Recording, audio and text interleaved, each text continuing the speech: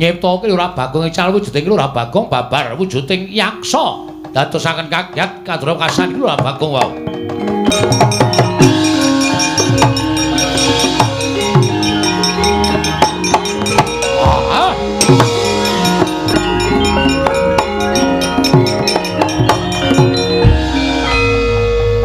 Kita wis wujud bali kaya asal mula nalika ulun mimba yaksa. Nggih, Bu Kulun. Lajeng kepareng paduka Bu Kulun kados pundi? Ulun manjing sajiwaning ngangga kita. Kanthi wujuding kayu kastuba kila bakal dadi wong kang digdaya sekti kalintang jayaning perang. Tumuli budhal marang negara Ngamarta. Elingna para Pandhawa yen to Pandhawa duwe kewajiban uga mbangun desa. Ora mung karang kadempel nanging desa-desa ing menapa dadi wengkoning negara Ngamarta kuwi wajib digatekake dening para Pandhawa. Nggih. Ngestaken dawuh pukulun monggo latri manjing angganipun ingkang abdi kosih. Kita arep nganggo jeneng sapa? Waduh la menika ingkang repot. Lah dipun keparengaken kula menika wujud buta, kula badhe mawi tenger dedya buta galak. Nganggo jeneng sing apik, Bagong. Nggih, kula bingung mawi nami napa. Jajal Werka. Wah, menawi jajal kudu tumbas. Jajal kok ora tuku, aja ngecul. Ulun dudu panggeculan. Ulun manjing nganggo kita. Inggih, ngestaken dawuh Bu Ulun.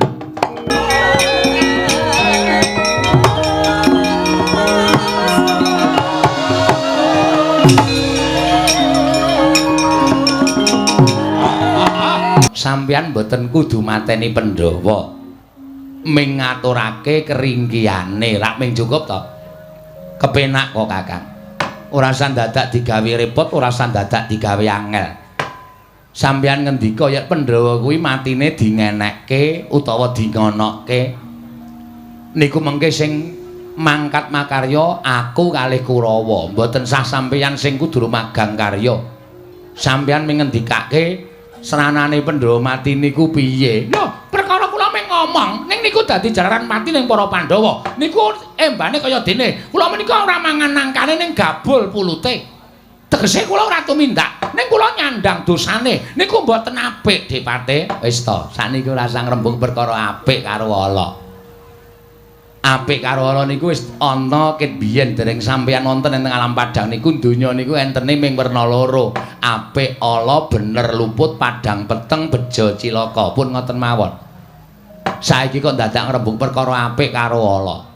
Sampeyan mangendikake pripun carane? Oh, lole. Niki mboten rampung dienggo lole-lole.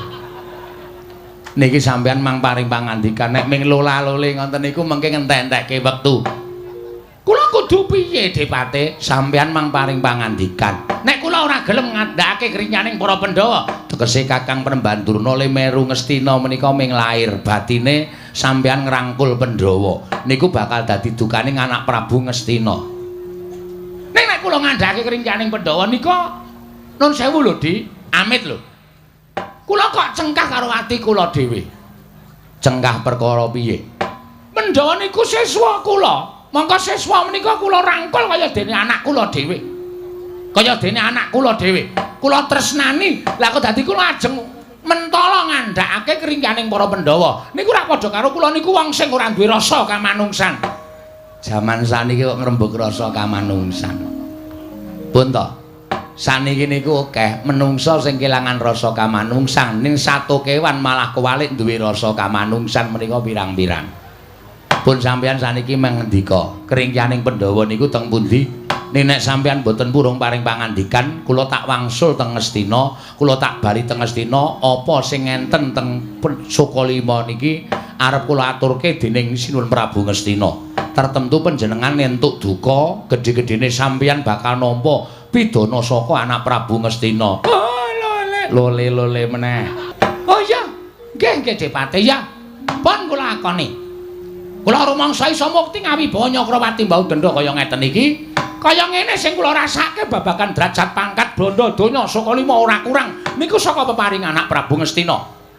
Mula nek nganti kula menika nyelaki dawuh anak Prabu Ngastina, oh terus Durna niku pancen wong sing ora ngerti rasa matur nuwun karo sing keparing kalian kula. Nah, rak ngoten. Tegese kula wis ayem sik. Le diutus dening anak Prabu Ngastina niku kula entuk gawe. Pun mangendikake kringgiyane Pandhawa niku enten dumunung enten sinten? Puntadewa apa Werkudara apa Janaka apa kembar? Nuwun sewu lho, Di, wong apik niku akeh sing tresna. Mula nek nganti ana wong bakal jangka alane wong apik niku nuwun sewu, mesti dikabarake karo sing bakal dijangka patine niku wau.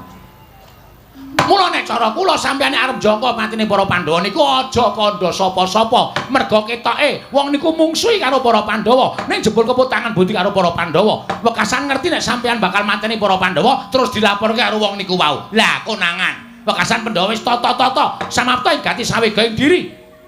Gawe tameng supaya ora iso dikrenah patine. Lho niku nggih mboten? Ah, sampeyan niku nuwun sewu arep mateni Pandhawa kok dadak omong kono-kono. Aku arep mateni Pandhawa, arep mateni Pandhawa. Ha konangan. Nek kira-kira arep gawe tumindak ala menika aja omong-omong, meneng mawon. Terus dijangka karo sing ajeng dikrenah sindrakane niku mboten sadya omongke karo wong kono-kono. Ning mboten wong Kurawa niku watake umuk, Kurawa niku watake sombong, Kurawa niku anake sesongaran. Nek arep duwe gawe, arep jangka gegayuhan mesti dikandhak karo wong kono-kono. Men dikira wong gumendhong, men dikira wong waelok. Nggih. Nggih pripun? Kandhane kok nggih. Terus saniki kula tak takon. Pun ngeten mawon, nek Pandhawa 5 niku ora ana ringgihe sakniki kula tak takon, Puntadewa niku ringgihe wonten pundi? Mboten wonten kringgiyane Puntadewa. Merga Puntadewa niku jenenge wis Puntadewa. Punta menika luhur, dewa niku wis ngarani. Keluhurane Puntadewa niku ngungkuli para Jawata. Merga tumindake apik. Nggih ta? Tumindake bener, tumindake becik. Ngoten. Sapa sing ora keput tangan budi karo Puntadewa? Mula Puntadewa niku nuwun sewu. Klebu sawijining ratu sing disebut Getihé Putih, merga saka sucine lair lan batine, ati lati makarti nyawiji menika Puntadewa. Aja kok bondo donyane dijaluk karo wong liya. Nuwun sewu, nadyan derajat pangkat Kanalendran dijaluk karo wong liya, Puntadewa ikhlas. Aja kok derajat pangkate Drupadi bojone dijaluk wong liya diwenehke kok. Aja kok bojone pati uripe dijaluk karo wong liya wae diwenehke. Niku Puntadewa. Mula ora ana wong sing sucine ngungkuli Puntadewa. Nika nek pun nesu medeni. Nika gadah wujuding kalung sinebut kalung robyong. Nika nek kalunge nganti senggol kali Puntadewa, wah nika dadi brahala gedhe banget niku sing pengguri sampeyan niku. Nek ming ngemplok sirah sampeyane pisan. Nggih. Mengkaya sate kere. Puntadewa Werkudara ya ora duwe kelinggihan. Werkudara ya ora duwe kriyan. Niku arep wong agal growal-growal ora iso basa, ora iso ndodhok, ora iso unggah-ungguh, ora iso tata krama. Ning sapa satra sing tau ketemu karo dewane dhewe? Mung Werkudara. Saka sapa? Saka. Iya. Percaya aku. Lho, ngelmu kasampurnan ngawuh panunggal, sastra cetha paripurning wangsit, sastra jendra pangruwating diyu menika Werkudara kagungan. Arep wong gedhe dhuwur kaya ngono kae, wong kasar kaya ngono kae, ning kok iki nyebutake atine ngrawet ngungkuli jejaroting asem. Mula atine lembut niku Werkudara.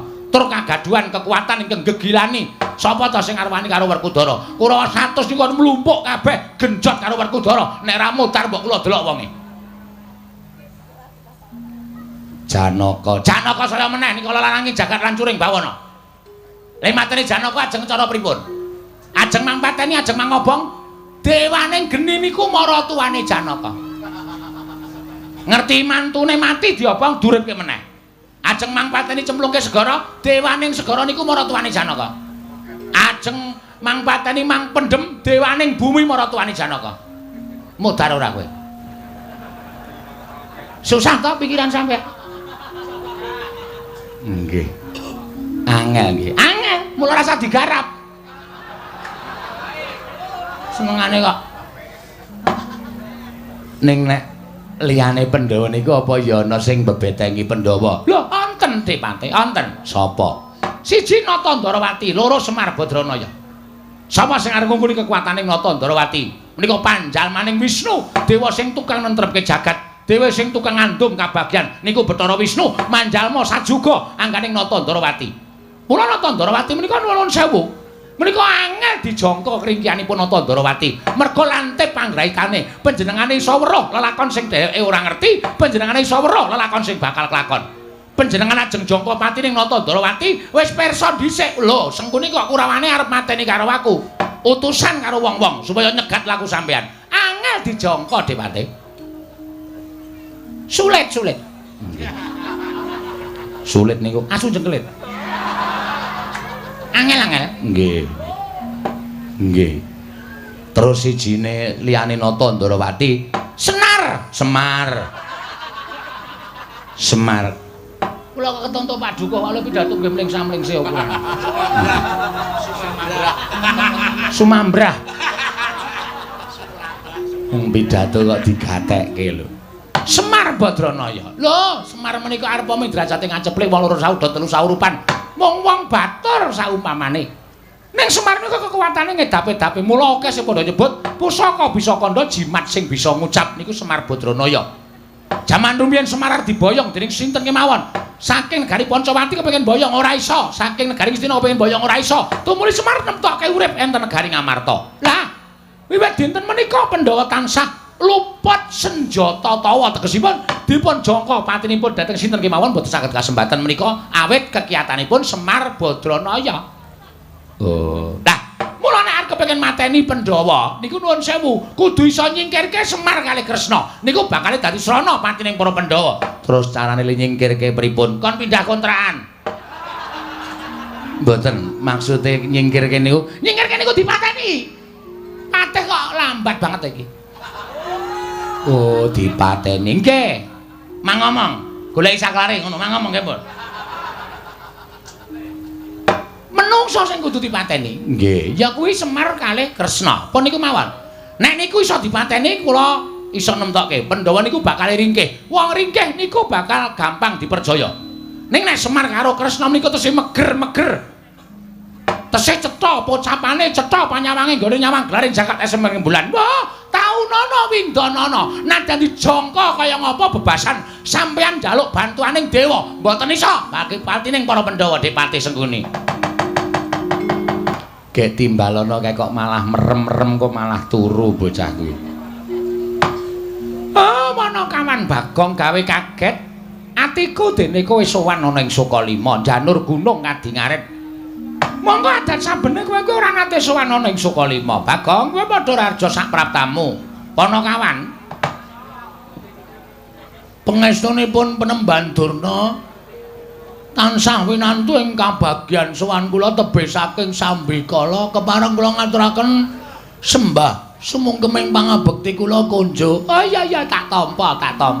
Pangestuku tampanana ya Bagong. Kula pundi nggo jimat paripe ndayanana ing kasantosan. Oh, Depati, sajake rada lerem atine kok. Basane ya genep tata kramane ya unggah-ungguhe. Iki lagi pertama. Engko saya suwe ya saya sakarepe dhewe aku kuwi kulino karo Bagong. Bagong padha raja sak praptamu. Pate Sesuki. Lah, ra tenan.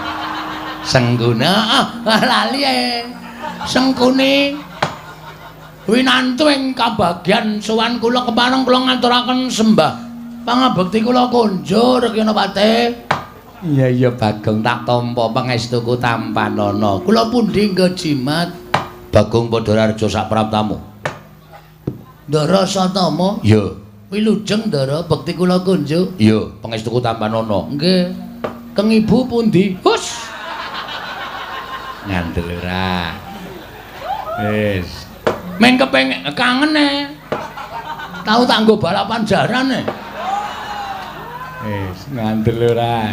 Oh, Bagong kowe aja kebangetan ya, Bagong. Iki mapan ana ing Sukalima. Mula kowe kudu nganggo tata krama. Mekaten inggih Penemban. Kowe ana wigati apa? Apa sok wigati saka karepmu dhewe apa diutus karo bapakmu Semar?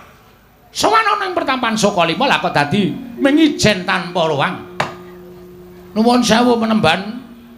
Kepareng kula nglairaken dhateng gegembolaning ati kula. Lho, Lah kok dadak sowan menyang Sukalima? Apa ora pantes kowe sowan menyang negara Ngamarta? Niki pancen pun dadi lenging ati kula.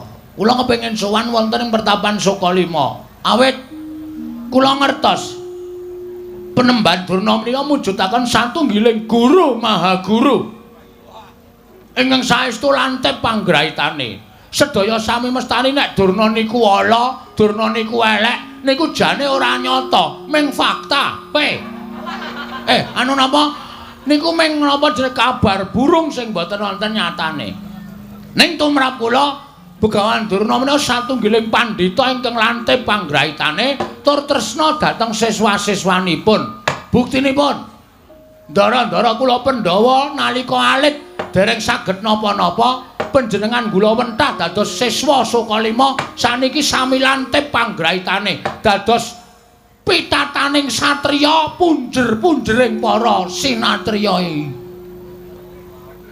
piye iki mau kok turah omong-omongan kalimate wis kentekane mula kula pitados nek Begawan Durna niku pancen satriya linuhung linuhur linuwih Ndara Janaka saniki dadi wong sing pinter manah nggih ta beberapa kejuaraan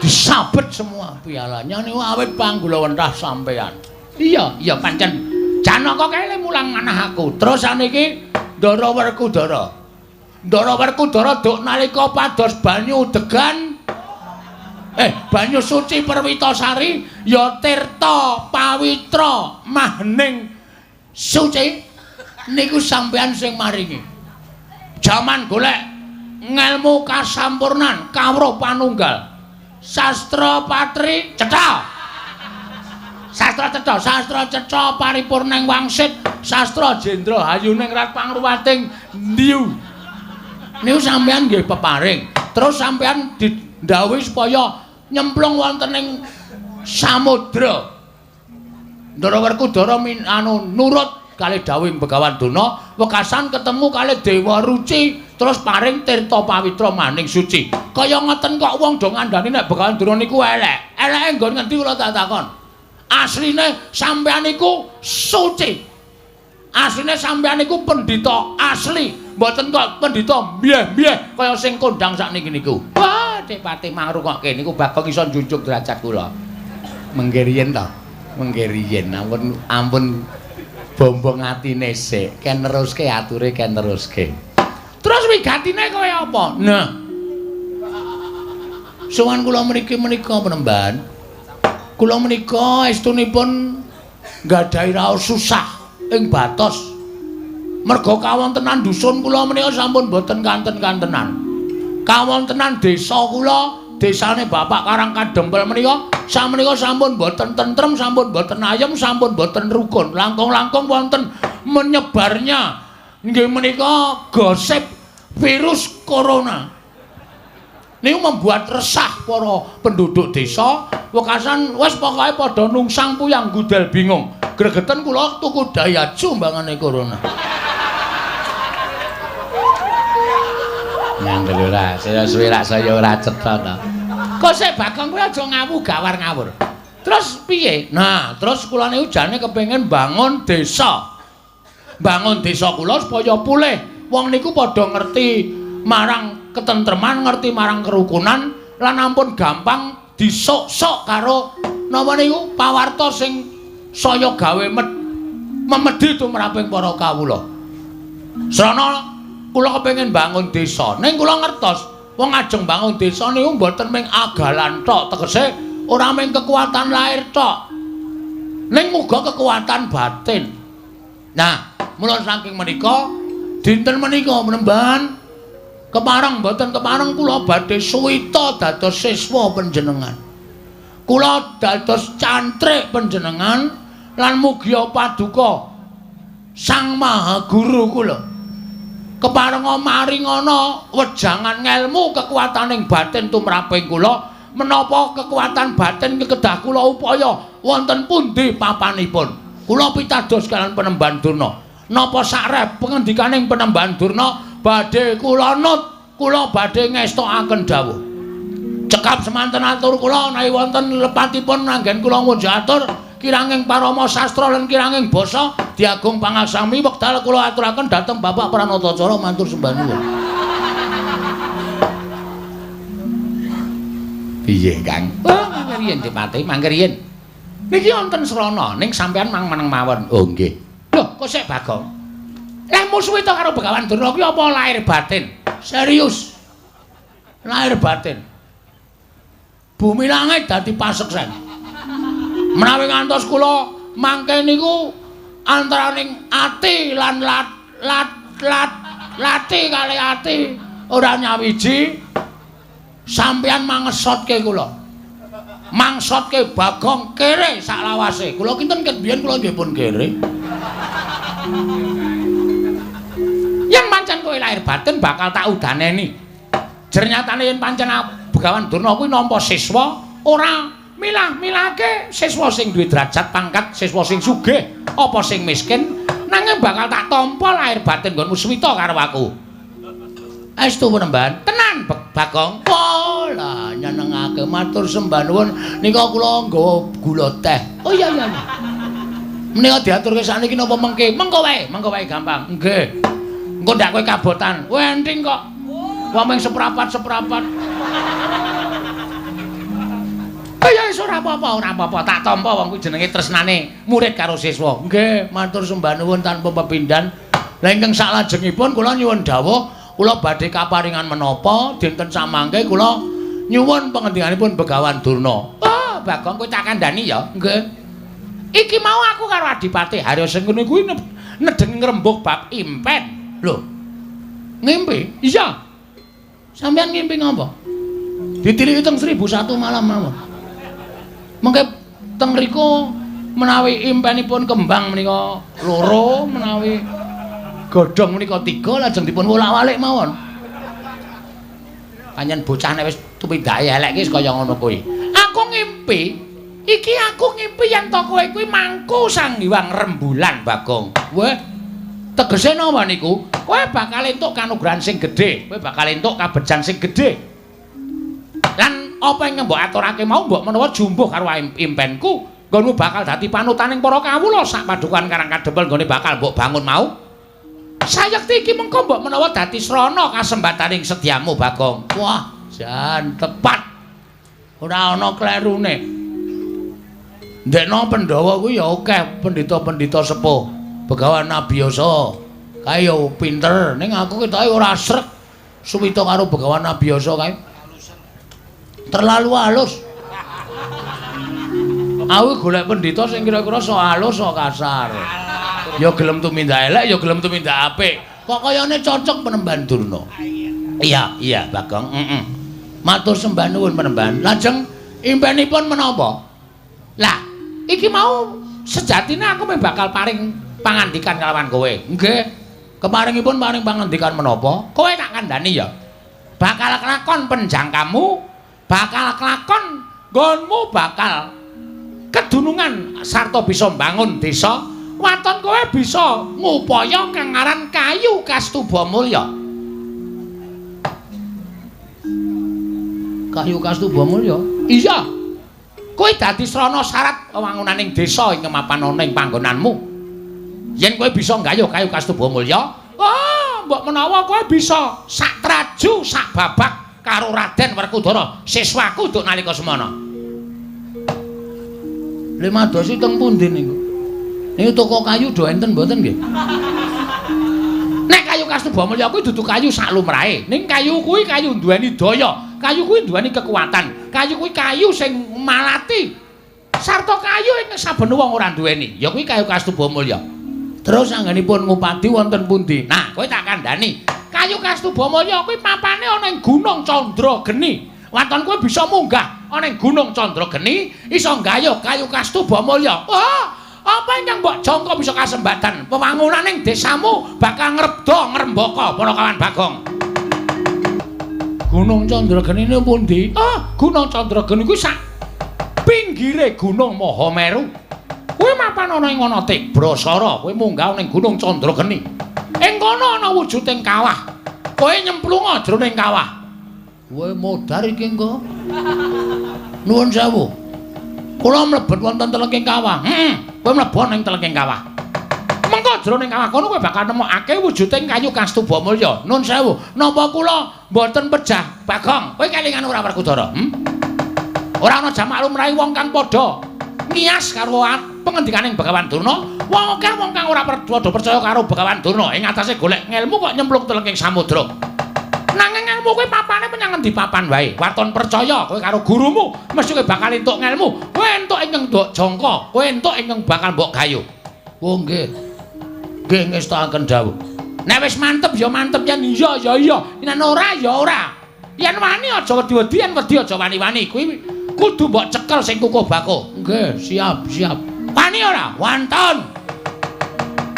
Nek nyemplung kawah wae wonten pun mboten apa-apa. Kula urip ya mung doyak-oyak dep kolektor kok. Lha wong kula nyemplung Telenging Kawah wae malah entuk ya kelakon mulya, ora entuk ya modar teng mriku mboten apa-napa. Oh, bagus. Yen pancen kaya mengkono kowe mangkat to. Dina iki dina ingkang prayoga. Dina iki wektu ingkang apik tibane ratu yen napa engko gayuh bakal iso kasembadan. Nune nggih ngestaken dawuh. Nyuwun pamit penembahan matur sembah nuwun yen sampun paring ilmu kalian kula. Wah iya Bagong wis ora dadi ngapa. Ana ki ana partai kula nyuwun pamit. Ya Bagong sing ati-ati aja kaya bocah cilik.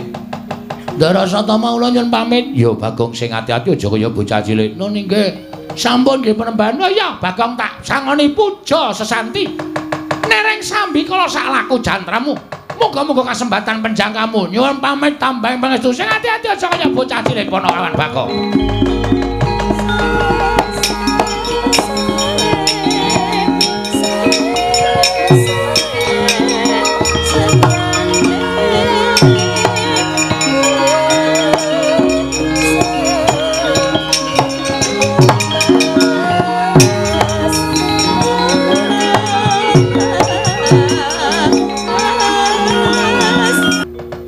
Kakang Mrembandurna disuwitani abdi wae. Sampeyan le paring ilmu kok ya kaya-kayane kuwi lahir batin. Nek ngoten pancen cetha nek Kakang Mrembandurna niku lahir ndedheple teng Astina nanging batin sampeyan ngrangkul marang para Pandhawa. Oh, mangke rimpin to Depate, mangke riyin. Sampeyan niku nek mboten ngerti niku mang takon, aja sok nemtokke manut karo ati sampeyan dhewe kok ndak ora apik kedadeane. Lah nyatane kula ngerti sampeyan menehi pusaka wujuding kayu Kastuba Mulya. Nuwun sewu, kayu Kastuba Mulya niku kaya ngapa kaya ora tau weruh. Lah kok iso ngandhake papane? Sampeyan wau kula rak pun jawil karo sampeyan to, Di. Pang meneng mawon iki enten srana. Sampeyan ngerti mboten Bagong niku sapa? Bagong niku anake Semar. Monggo Bagong niku ora kedadean saka sing gawe urip niku mboten. Nanging Bagong menika dumadi saka ayang-ayangane Semar. Mula Semar nika pancen kondang ora duwe ayang-ayang mergo ayang-ayangane Semar niku dadi wujuding Bagong. Dadi nek Bagong niku mengke tekaning pati, Semare mesti uga bakal nelongso atine. Gedhe-gedhene bakal tekaning pati Dipati. Lah dalah.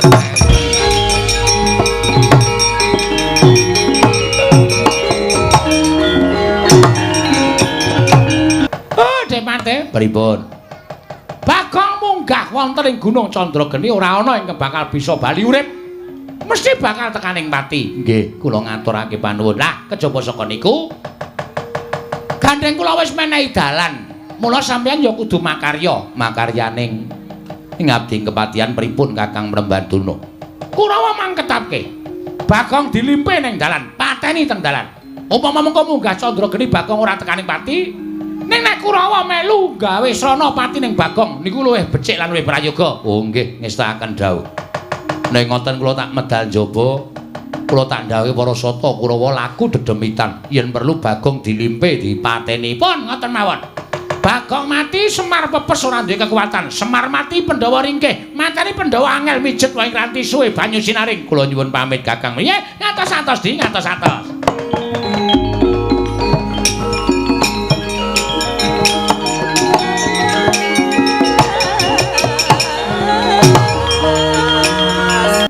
Dadi sawiji karo para sata Kurawa yen perlu bisa gawe srana patine Bagong. Lho nggih ngestaken dawuh.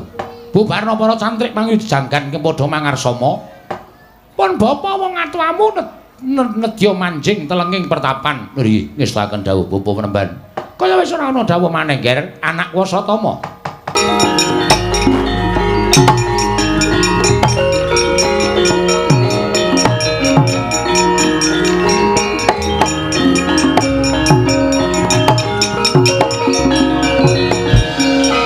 Ngapa kowe ngadangi lekku mlaku terus? Gong, kowe tak takoni kowe jujur. Akeh guru, akeh pendhita sing apik, sing ampuh, ning kena ngapa kowe kok milih Begawan Durna? Pendhita Durna kae ngelmune ngawu gawar ngawur. Nek nganti kowe engko entuk ngelmu sing nyengsarake karo uripmu, sing kapitunan ora mung kowe, ning aku gareng karo Bapak Semar melu ngrasake. Mula janjane aku diutus karo Bapak supaya nyusul karo kowe kon bali ning Karakadempel. Tur kowe manut karo ngendikane Begawan Durna. Kok arep munggah Gunung Candrageni? Pancen sing wis tak antepi, Tru. Jarene Penemban Durna nang kono engko ana kawah. Nek aku wani nyemplung kawah, aku entuk kayu kastuba mulya. Gong.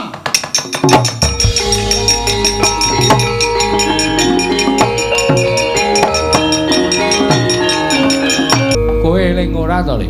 Hah? Sing jeneng kawah kuwi papan sing panas. Panase ngungkuli panas geni ana ing Marcapada. Nek nganti kowe mlebu jroning kawah kuwi mau, kowe mati, Gong. Minggir ta kowe ora usah ganggu kekarepanku to. Kowe lunga. Ya wis ning ngene bae. Nek pancen kowe ora gelem tak jak bali ngene bae, Gong. Yo tak ewangi yo. Piye carane golek ning aja nyemplung? Ora aku arep tetep nyemplung, aku lho ngadus barang dasare. Aku arep nyemplung, ora sah, rasa nyemplung goleki saka dhuwur, munggah Gunung Candrageni ya kena.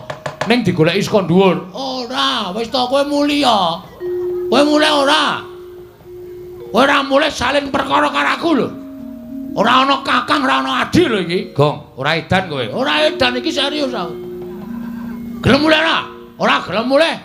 Aku tegel karo Petruk. Kowe wani wae karo aku. Lho. Sing tak wedeni apamu aku nek kaya ngene iki ora wedi sapa-sapa, Tru. Aku nek wis katokan abang ngene iki wis nekat. Ora usah dadak pisan-pisan kowe dadak ridu lakune Bagong. Gong, aku njaluk karo kowe mulya tenan, Le. Nek ora gelem mulih aku meksa karo kowe. Nek kowe meksa karo aku, salen perkara karo aku ana Kakang Adi gelut. Aku mau nek kon gelut karo kowe. Nek ora gelem mulih, nek ora mulih ya wis, aku ning emoh tae wangi terus. Gong! Gong!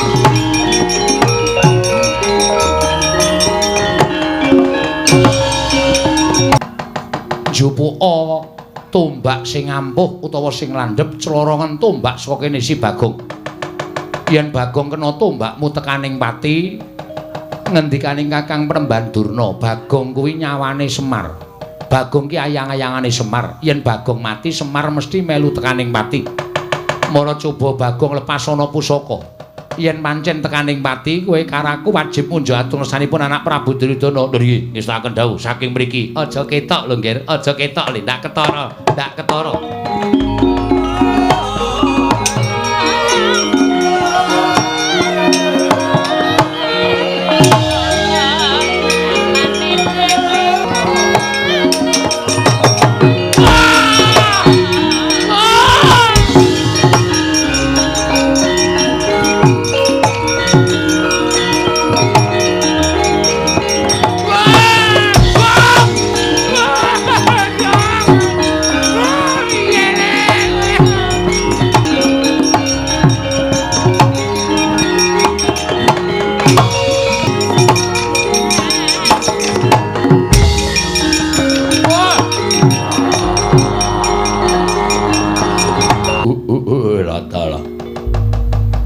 Lah jebul dewa mireng apa sing dadi pangudha rasaku nggonku wis suwe ora mangan sarta ora ngombe ning jroning alas. Lah kok dadi ora ngerti sangkan marane iki ana wujuding menungsa ingkang tiba saka ing Dirgantara. Mara bareng tak waspadake, wah dalah sajake wis tekaning pati. Mbok menawa iki dadi utusaning dewa sarta pengadilaning dewa tumrap aku ngene wis paring pangan kelawan aku ya. Pawongan kowe aja sambat kaningaya. Gandeng kowe tiba ning ngarep aku mongko aku lagi nandhang luwe kaya ngene. Ndak pesthekake yen kowe dadi panganing Argayaksa mula tumungkul bapa ngakasa ibumu Pertiwi. Kowe dadi isen-isen ning wadukku yen ana luputku aku njaluk ngapura. Mbuh sapa kowe? Sing baku kowe tetep dadi panganing Argayaksa dina iki ha? Lho. Bareng arep tak pangan kok tangi. Aku ini arep dipangan tangi. Tangi sike iki kok. Aku kok ora krasa kena pusakane Kurawa ketoke lho. Ana mak jelek ning dada terus kontal. Aku isih sadar ning antariksa iki aku isih iso eling aku bengok-bengok kok. Terus pet ra eling Purwadasina kok ngerti tekan ning kene. Iki kono gendruwo dengkulmu melocot. Iki sapa e? Lho, kowe iso urip. Heeh. Kowe tiba ning ngarep aku. Lho, aku tiba ning ngarepmu? Iya. Kowe sapa? Kowe takon karo aku ingkang jaga lengkeng Arga Candrageni. Aku Argayaksa. Argayaksa. Kowe sapa? Aku Bambang. Tenan apa piye? Udu, Ding. Sapa? Joko. Wah, sing tenan sing ngendi? Ora, aku Bagong. Bagong. Bagong wong saka ngendi? Aku saka Karangkadempel, anake Semar. Anake Semar. Heeh. Ngopo kok tiba ning ngarep aku? Niatku arep munggah ning Gunung Candrageni. Aku sing jaga Gunung Candrageni. Nah, gandeng kowe sing jaga Gunung Candrageni. Aku njaluk palilamu ya Argayaksa. Njaluk palilah piye? Lilanana aku tak munggah ning Gunung Candrageni. Hosik. Kowe arep golek apa ning Gunung Candrageni? Aku nampa dawuh pangandikaning guruku. Gurumu sapa? Begawan Durna. Aku kon golek kayu Kastuba Mulya ning tengah-tengahing kawah sing mapan ana ing Gunung Candrageni. Oh. Kawah kuwi awane panas. Kawah kuwi panase ngungkuli geni Madyapada. Yen kowe nyemplung kawah kowe tekaning pati. Aku duwe keyakinan kok, Argayaksa. Kowe duwe kapercayan piye? Mati urip ki ora saka kawah, ning mati urip saka kersaning Gusti. Mula nek guruku dawuh aku kon nyemplung kawah, aku ya arep nyemplung mergo aku ki sawijining siswa sing ngabekti marang dawuh perintahe guru. Ning gurumu njlomprongke karo kowe ora ana wong golek kayu Kastuba Mulya kok mapan ning telenging kawah. Selagine aku wae sing tunggu Arga Candrageni iki durung ngerti wujuding kayu Kastuba Mulya. Mula kowe kuwi janjane dijlomprongke karo gurumu ning kowe ora krasa. Masa guru kok njlomprongke? Ora ana guru kok mulang karo muridé kok gawe bodho iki guru ngendi ora mungkin. Mergo aku ndek kapercayaan guru ki nek wis dawuh lahir batin kudu tak tindake. Terus aku tak munggah ning gunung kene. Syarate ana. Syarate apa? Bayar. Ora. Aku ora butuh duit. Terus aku kudu kon ngapa? Waton kowe iso ngalahke aku kowe kena munggah Gunung Candrageni. Piye kira-kira kowe wani karo aku apa ora? Yen kowe iso ngalahke aku, kowe munggah Gunung Candrageni. Yen kowe kalah karo aku, kowe dadi panganku tak lebokke ning wadukku. Waduh. Wah, berat iki. Aku mungsuh kowe. Iya. Nek iso menang munggah gunung, yen ora iso menang kowe tak dadekke panganku. Wis ngene wae. Pangane dadak gedabikan kesel. Aku perang karo kowe, nek kowe kira-kira ngelih, ning asli kowe ngelih. Iya, wis 3 sasi aku ora mangan. Wah, edan. Ah, nek aku wis modar aku kowe. Tinimbang aku kalah musuh kowe wis ngene wae. Nyonya, wis aku pasrah wis. Ora entuk kayu Kastuba Mulya ya ora apa-apa, sing penting aku iso ngewangi uripmu, iso nyambung karo uripmu ki tumrap aku wis ngujudake sawijining sedekah. Mula nek kowe arep mangan karo aku mangan ora apa-apa, ning ya kuwi iwakku ra enak lho. Ora apa-apa. Langu lho, ora apa-apa. Pokoke ra enak iwakku, soalnya aku ki ora tau adus. Iya. Ora apa-apa, ora adus ora apa-apa ning tetep kowe aku dadi panganku nek kowe ikhlas tak pangan. Ikhlas.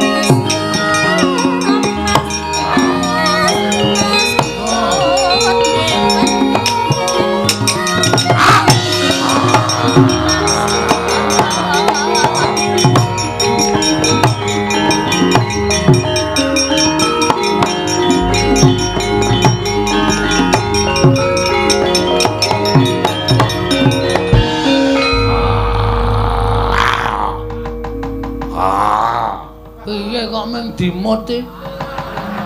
Lah ya dikledhak. Aku meng risi. Kowe ki rung operasi amandel to? Wah. Kok isih nyentrol semene gedene. Wah, wong apa ya iki? Wong dipang kok malah omong wae. Hak tamani siung pengapit demancep nang gulumu modar kowe. Wis gawe dadi tamani siung cempet. Pengapit, pengapit. Wis sisan gawe wis nggon pas nganu nadi. Nek nggon pas nadi engko langsung mati aku nek mengko ora pas nadi mah kejel-kejel lara banget ku Dan. Ya, iya wis gawe wis. Tarsamar pamoring sukma sinukmaya. Sinukmaya winayu ing asepi.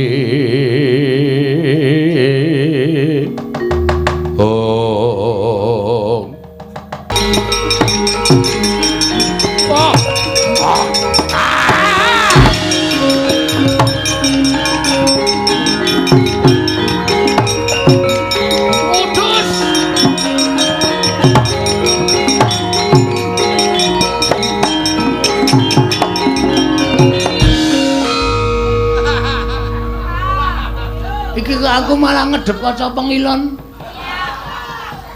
Hong milahing Mastu Nomo Sidam Sekaring Bawana Langgeng. Bagong ngerti yo.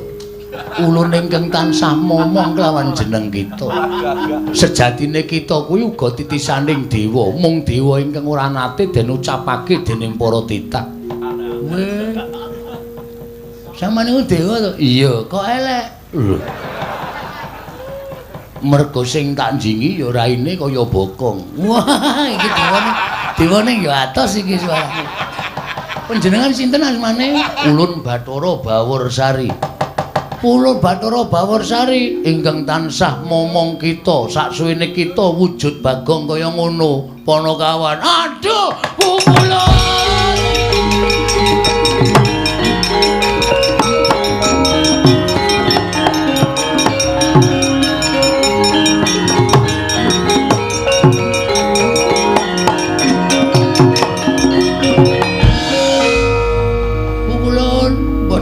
Bilih paduka ingkang tansah momong dhateng jagat kula. Kula ngantoske calon kiblat pukulun. Kula suwita dhateng Begawan Durna, kula niku urip bingung. Kula arep ngopo, arep kepiye, kudu apa sing tak tindakake. Jebul kula koncatan panjenengan. Panjenengan membo dados yaksa. Pancen ulun ingkang tansah gawe lakon kita, Bagong. Waduh, aduh. Ngaturaken panuwun pukulun dene sampun manggi kelawan Pak ingkang abdipun Bagong. Iya, Bagong. Kaya ora dadi ngopo. Lan sumurupa ulun mrepeki kelawan jeneng kita wujud yaksa mau sayekti ulun ngerti laku jantra kita. Ulun kepingin jajal kelawan lahir batin kita. Jebul kita kuwi nadyan ala rupane nanging pakarti kita ngungkuli kelawan wong-wong sing becik pasuryane. Ikhlas sabar ora awel kelawan pati kuwi ingkang ndadekake ulun bombong telenging penggalih ulun Bagong. Sampeyan kok kaya kula. Ulun saksuwene momong kita kuwi ya sak ora-orane solas laganing ulun tiru kelawan jeneng kita. Mengkaten pukulun. Iya. Lan napa to kang dadi karep kita? Teko kita suwita Begawan Durna sarta ngupaya kayu kastuba mulya. Pikulan pukulun. Ngaten nggih pukulun, estunipun kula menika kepengin bangun desa Mergi menapa kawontenan desa sakmenika sampun bubras langkrah boten kanten-kantenan kepengin para kawulanipun menika kula rukunaken langkung malih. Kula damel tentrem, kula damel rukun lan damel manunggal dhateng para kawula sanesipun saengga tetunggalan manunggal tunggal cipta rasa karsa lan karyanipun Pukulun. Apa ingkang dadi gegayan kita kuwi bener mekaten Pukulun.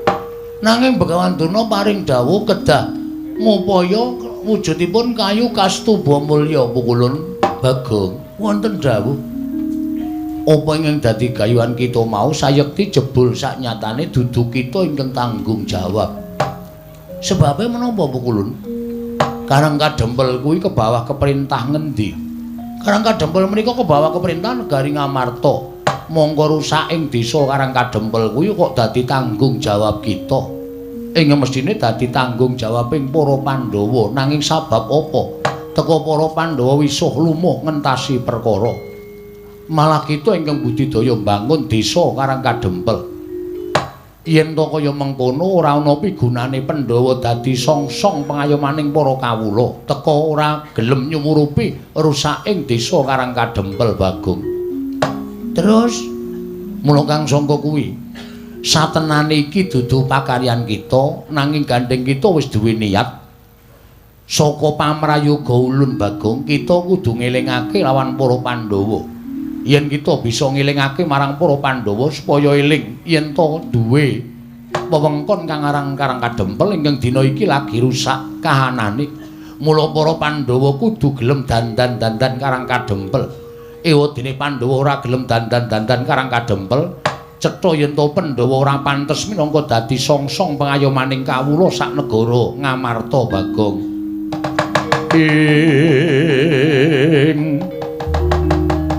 Kagyatri sang kapirangu rinangkul kinampit kambeda sang reknaning bawana.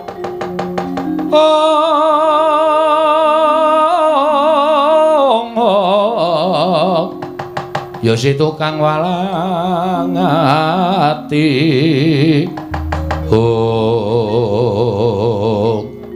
Mekaten Pukulun. Iya. Lajeng keparingipun apa ingkang kita upaya kayu kastuba mulya bakal ulun paringake lawan jeneng kita Bagong. Dadi syarat wangunaning desa Karang Kadempel.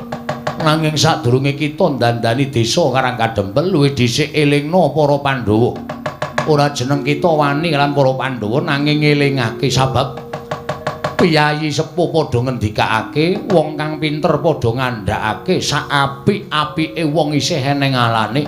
Saala alaning menungsa isih kedunungan rasa apik. Mula gandeng Pandhawa kuwi wong satra ingkang ngateken ati suci pepayung budi rahayu. Nanging sing jeneng titah kesawapan kulit daging kuwi isih duwe rasa kleru lan isih bisa tumindak luput. Mula kang sangka kuwi wong kang kaya kuwi ingkang wajib madhangake lawan para Pandhawa. Inggih ngestakaken dawuh Pukulun. Lajeng kepareng paduka mara gage tampan ana kayu kastuba mulya ingkang kita upaya Bagong.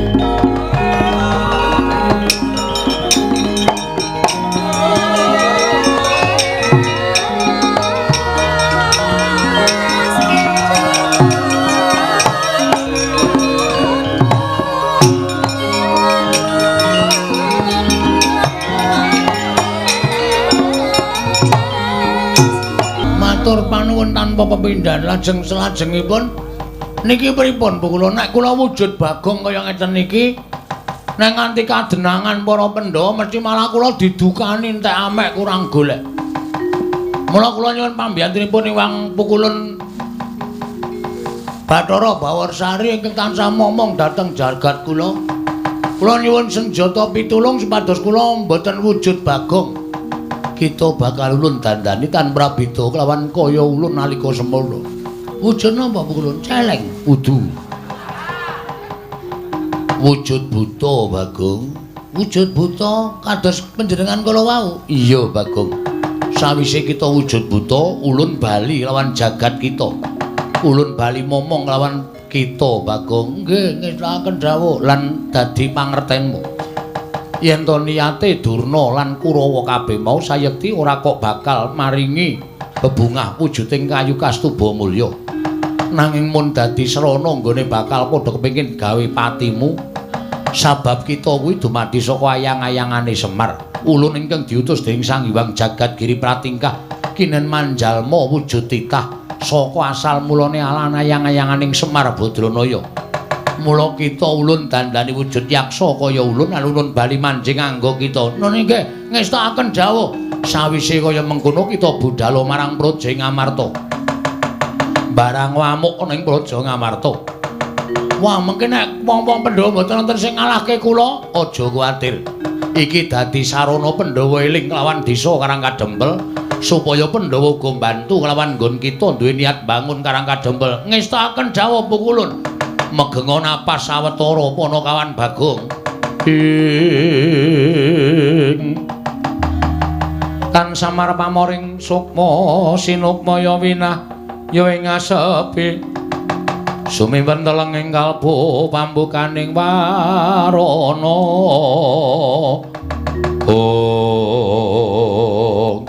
Manteng pangesing Sang Pukulun Bathara Bawarsari. Nyiptake Lurah Bagong ical wujuding Lurah Bagong babar wujuding yaksa.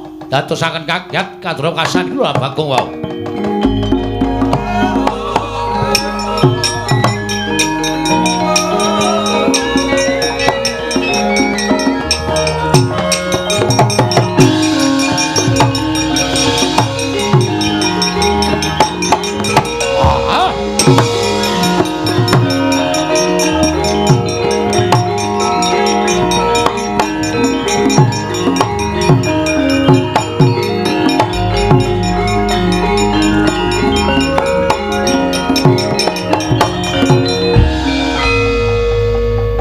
Wis wujud bali kaya asal mula nalika ulun mimba yaksa. Nggih, Pukulun.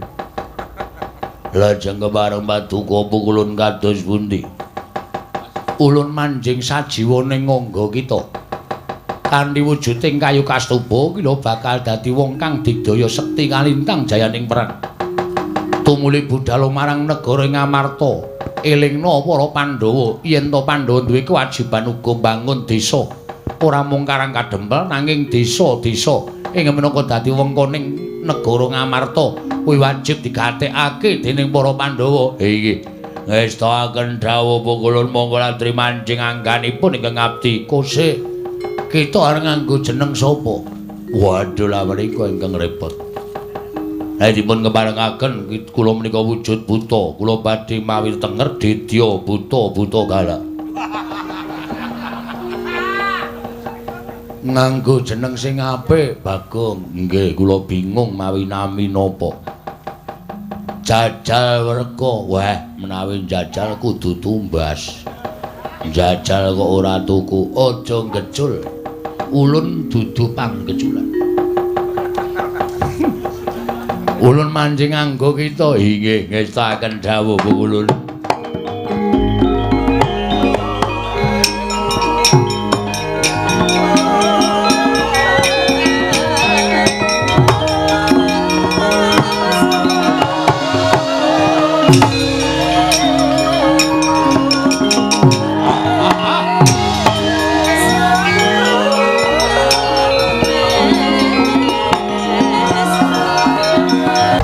Panjen bener ngendikaning Wangadi Pukulun ingkang dawuh kelawan aku yen to sejatine iki dudu kewajibanku nanging nggonku tresna kelawan desa Karang Kadempel nganti tak rewangi ketoyong-toyong kaya ngene awakku. Bareng ketemu Hyang Pikulun Bathara Bawarsari dadi dalan nggonku bakal ngelingake marang para Pandhawa. Pandhawa aja banget-banget nggonmu enak-enak lungguhan sira tumpang kendhangan dengkul. Ora nggatekke karo kawulamu, Kiwa tengening negara Ngamarta butuh mbok gatekake. Butuh srana wewangunan sing becik yen kowe ora gelem ngulatake karo kawulamu, aku ingkang bakal ngelingake karo kowe,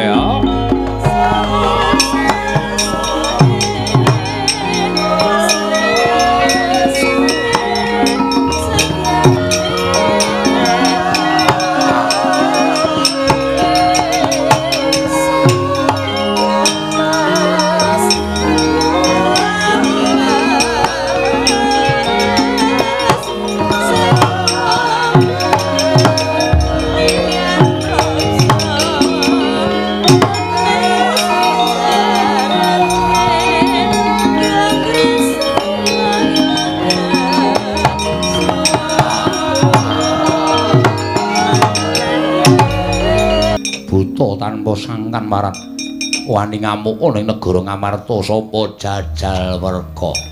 Hah? Kowe sapa ngaku Raden Janaka? Kowe ngerti karo aku aja kok kowe bapakmu aku ngerti maratuamu aku apal. Bojomu aku apal, anakmu aku apal, bojomu nang tintiting tretek. Ana. Buta nggugu arepe dhewe gawe wirangking Janaka pecah siramu. Ah, pecah genti kowe. Kowe. Ah. Ah. Ah.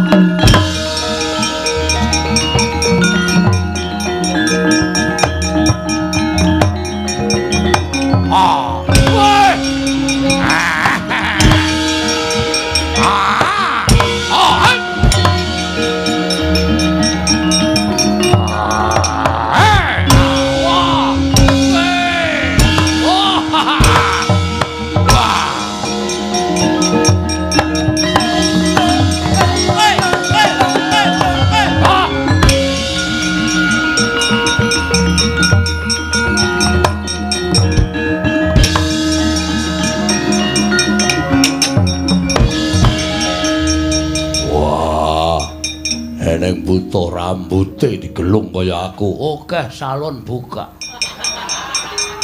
Apa dikira ra entuk gelung kaya kowe? Wah, deplok dadamu, deploke jahe kowe. Wah! Wah!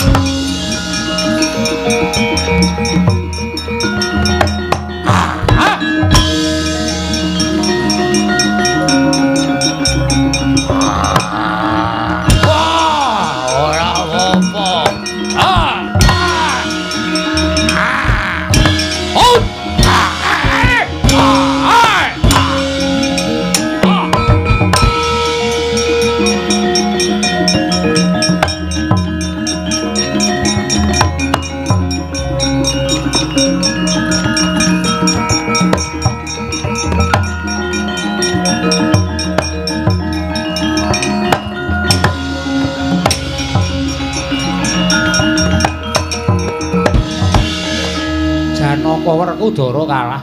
Kok ora buka singgihan. Butane ampuh. Lehku serik. Rambute kaya aku.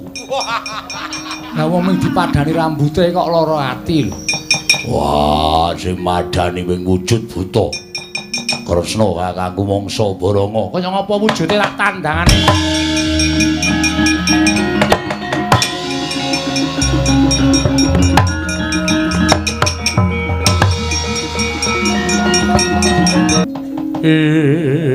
Jagat Dewa Bathara jagat Pangestungkara.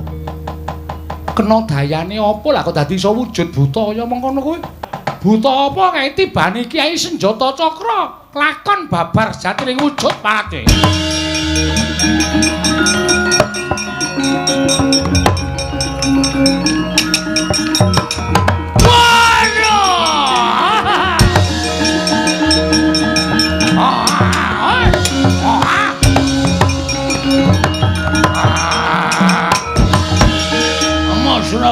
Jaya Mrata imbang yen padha-padha. Wis malih aku. Wis ngono kok. Apa? Wah, badar iki. Ora kowe kok dadi buta barang ngopo? Protes. Lho. Protes karo sapa? Demo. Dalam rangka ora trima. Karo sapa? Pandhawa. Kon tengan kene. Dokon rawa mrene, aku arep matur karo Pandhawa kabeh.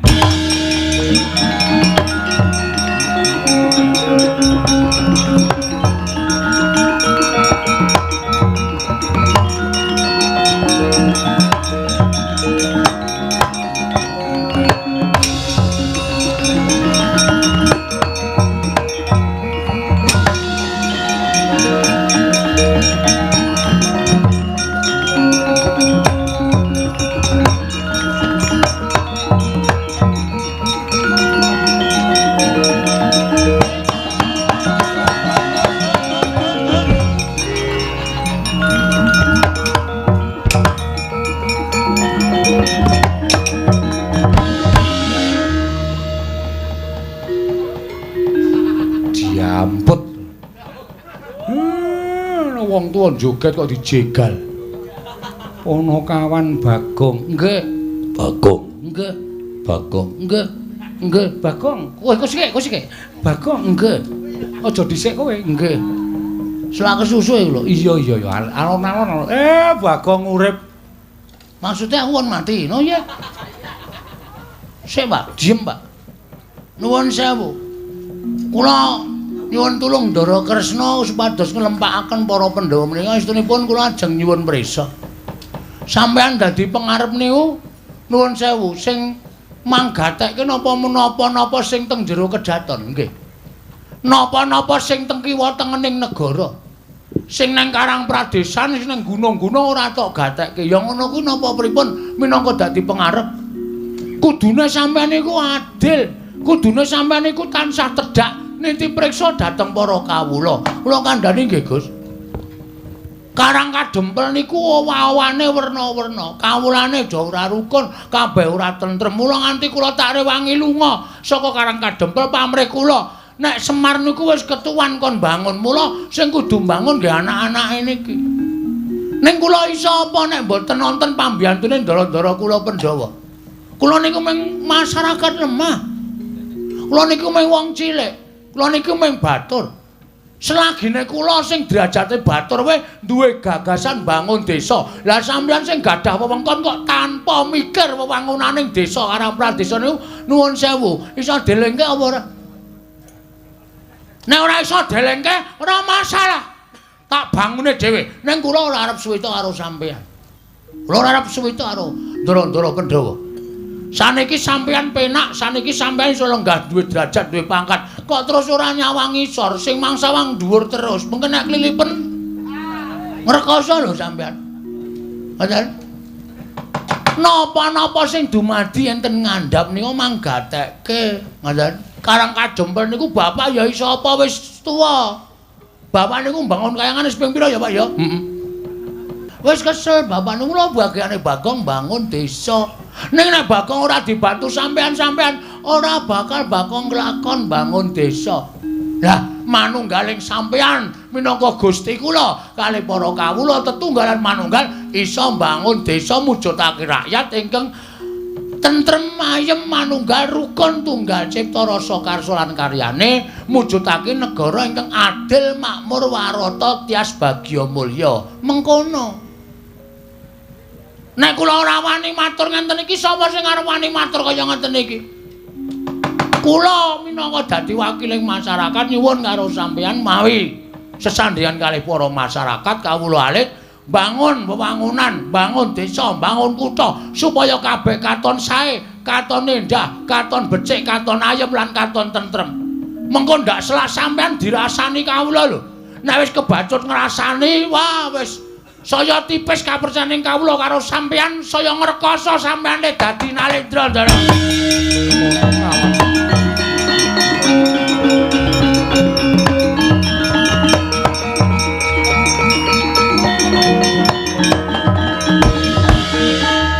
Bathok bolo isi madu. Ana ngunekke bathok. Kowe iki dialem bathok bolo isi madu, rupamu elek nanging pikiranmu kuwi becik, atimu becik. Matur suwun. Kula mboten butuh pangalembana. Ning kula butuh kesaguhan sampeyan, kesanggupanipun ndara-ndara supaya mbangun desa sareng kaliyan kula. Bagong bakal ndak sengkuyung. Bagong ndak sengkuyung lahir batin. Ana kawan Bagong ndak sengkuyung lahir batin. Ana kawan Bagong aku ya nyengkuyung lahir batin. Anak sing ngerti karo wektu iki meng kowe. Meng kowe, Bagong. Aku ora butuh gareng. Aku ora butuh Petruk. Waton isih ana kowe, bapak iki rumangsane isih kaya urip. Kowe kuwi elek rupamu ning aten-atenmu lah kok. Kowe ya wani ngelingake marang bendaramu ingkang nedeng kalimput. Tole muga-muga klakon penjangkamu pono kawan.